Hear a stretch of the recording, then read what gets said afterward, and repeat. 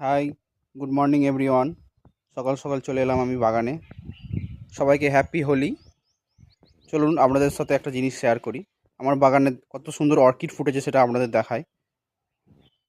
এই দেখুন, কত সুন্দর অর্কিড ফুটেছে দেখুন। এটা অর্কিড, দেখেছেন কি সুন্দর লাগছে দেখুন। কি সুন্দর লাগছে না ফুলগুলো, কি বড় সাইজ হয়েছে, কত বড় বড় ফুলের সাইজ শুধু দেখুন।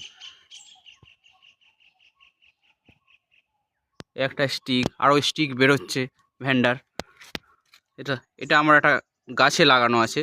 দেখুন কত সুন্দর শুধু অর্কিডটা হয়েছে শুধু দেখুন।